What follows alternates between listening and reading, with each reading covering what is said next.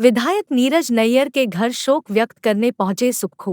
मुख्यमंत्री सुखविंदर सिंह सुक्खू आज दोपहर बाद चंबा सदर के विधायक नीरज नैयर की माता के निधन की रस्म पगड़ी में उनके घर पहुंचे। चंबा सदर के विधायक नीरज नैयर की माता के निधन के बाद अंतिम दिन प्रदेश मुख्यमंत्री सुखविंदर सिंह सुक्खू आज उनके निवास स्थान चंबा पहुंचे। उन्होंने इस दुख की घड़ी में विधायक नीरज नैयर को सांत्वना दी। मुख्यमंत्री कुछ देर रुकने के बाद तुरंत ही वापस शिमला लौट गए, लेकिन वापस जाने से पहले वह पत्रकारों से भी मिले। ब्यूरो रिपोर्ट, रोजाना हिमाचल चंबा। आज मैं जो हमारे नीरज नैयर जी है, उनकी माता जी की आज क्रिया थी और एक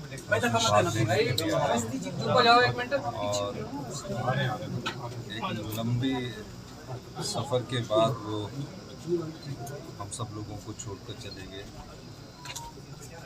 हमेशा उनसे मिलकर ऐसा महसूस होता था, वो अपना फन जाहिर करते थे। जब हम सब लोगों ने एक दिन सबने जाना है, लेकिन एक थोड़ी बीमारी के कारण वो जल्दी चले गए। भगवान उनकी आत्मा को शांति हो। आपका पुराना रिश्ता है सर, तो कितना योगदान रहा इनका हिमाचल की राजनीति में? क्या देखिए, नीरज नैयर के पिताजी का राजनीति में एक अपना कर था, माता जी का भी एक अपना इतिहास रहा है और निश्चित तौर पर दोनों ने यहाँ कांग्रेस पार्टी को मजबूत किया है, कांग्रेस की विचारधारा को मजबूत किया है। अब एक पीढ़ी वो चली गई, अब नई युवा पीढ़ी आगे दायित्व संभाल रही है। सरकार ने राहत दी है अभी जो बाढ़ प्रभावित और आपदा प्रभावित, उसके बारे में थोड़ा सा। देखिए, आर्थिक तंगी के बावजूद भी अपने बजट के संसाधनों में हमने कटौती करके 16,000 जो आपदा प्रभावित परिवार है उनको हमने राहत प्रदान की। भारत सरकार के जो रिलीफ मैनुअल है और राज्य सरकार का भी जो रिलीफ मैनुअल था, उसमें घर जब पूरा तबाह हो जाता था तो 1,30,000 रुपया मिलता था। हमने उसको बढ़ाकर 7 लाख रुपया कर दिया। इसके अलावा 280 या 290 रुपये में उनको सीमेंट की बोरी उपलब्ध होगी, बिजली का पानी का कनेक्शन भी मिलेगा और पानी का कनेक्शन भी मिलेगा। जिनके पास जगह तो है लेकिन वो मकान बनाने लायक जगह नहीं है, तो पहले जो लैंड मिलती थी वो लैंडलेस लोगों को मिलती थी जिनके नाम पर कोई जगह नहीं थी। हमने इस आपदा प्रभावित क्षेत्र में उन परिवारों को भी जिनके नाम पर लैंड है लेकिन रहने लायक नहीं है, उनको भी शहरी क्षेत्र में 2 बिस्वा और ग्रामीण क्षेत्र में 3 बिस्वा मकान बनाने के लिए हमने नियमों में परिवर्तन किया। पहले कच्चा घर बनाने के लिए सिर्फ 60,000 रुपये मिलता था। हमने कहा कि जिस व्यक्ति का कच्चा घर टूट भी गया तो वो कच्चा घर बनाने के लिए 60,000 रुपये क्यों दो?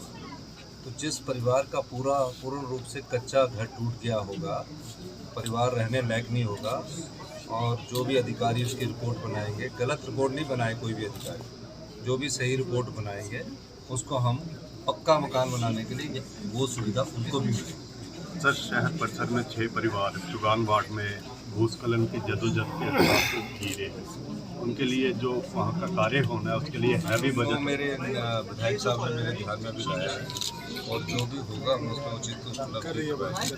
मैं एक और बात बताना चाहता हूँ, चंबा कनेक्टिविटी से बहुत दूर है।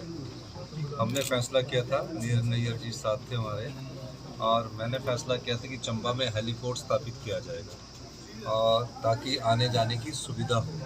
और हेलीपोर्ट स्थापित करने का मकसद ये है कि आम आदमी को भी हेली टैक्सी की सुविधा उपलब्ध हो। इस सिलसिले में जो सिविल एविएशन मिनिस्ट्री भारत सरकार की उसकी रिपोर्ट आ गई है, पालमपुर और चंबा में जल्दी ही हेलीपोर्ट की जो DPR है वो बनकर तैयार हो जाएगी और हेलीपोर्ट अब जल्दी ही आने वाले 2 सालों में चंबा में हेलीपोर्ट बन जाएगा। और जिस तरह लोकल बस चलती है ना, यहाँ से लेकर वोल्वो चलती है चंबा से, उस तरह आपको सस्ते में हेलीपोर्ट की सुविधा उपलब्ध होगी। शिमला आप 1-1.5 घंटे में पहुँच जाएंगे।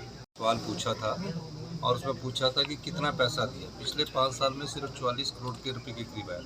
इनके समय 8 महीने में चंबा मेडिकल कॉलेज के लिए हमने 150 करोड़ रुपया उपलब्ध करवाया है और आपने देखा कि अभी डॉक्टरों की सुविधा भी बेहतर कर रहे हैं और आदर्श हम स्वास्थ्य संस्थान बना रहे हैं और कोशिश हमारी ये है कि जो व्यवस्था पिछली चली जाए, हम व्यवस्था परिवर्तन करने में पूरी तरह से लगे हैं। छोटा सा क्वेश्चन कोविड सर, स्टाफ केंद्र से अभी तक कितनी सहायता मिली है हिमाचल को? केंद्र से अभी सहायता जिस दिन मिलेगी उस दिन मैं केंद्र का भी धन्यवाद करूँगा। सर कोविड के स्टाफ रह गया आपसे मिलने भी आए। देखिए, कोविड का स्टाफ का हम पिछले 8-9 महीने से एक्सटेंशन दे रहे हैं, तो हमने इनका ख्याल रखना है, लेकिन पिछली सरकार इनके लिए कोई नीति नहीं बना के गई है।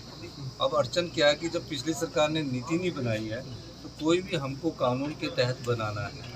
अब कैसे बनानी है उसके बाद ऐसा ना हो ना कि ओम प्रकाश चौटाला जी जो हरियाणा के मुख्यमंत्री थे, उनकी तो पार्टी अपनी थी, उनकी तो पार्टी थी जेबीटी में पर्सनल इंटरव्यू में थोड़ी गलती कर गई और 10 साल की उनको सजा हो गई। तो जो कोविड के स्टाफ सारा निकला है, तो जो अधिकारी है उनको हमने बोला कि कोई इनके लिए रास्ता ढूंढो। ये हमारे लोग हैं, पर कैसे रास्ता ढूंढना है, कागजों में भी तो साइन होंगे ना, तब आगे मेरे पास फाइल आएगी।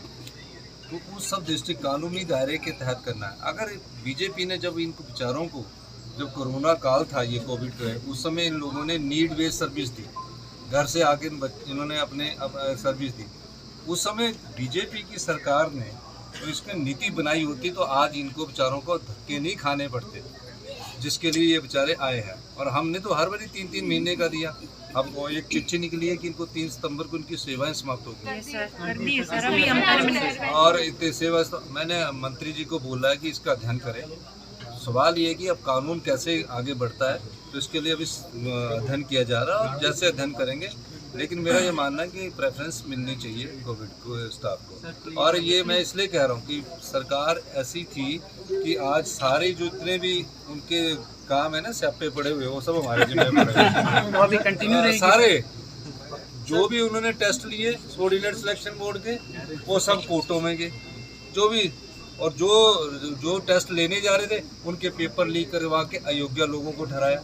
हम सब व्यवस्था को ठीक कर रहे हैं। इसलिए हमने कहा है कि हम सत्ता सुख के लिए नहीं आए हैं, व्यवस्था परिवर्तन करने के लिए आए हैं। इनका भी हम ख्याल रख रहे हैं कि कैसे रखना है, उस दिशा को और उस नियम को हम ढूंढ रहे हैं। बहुत बहुत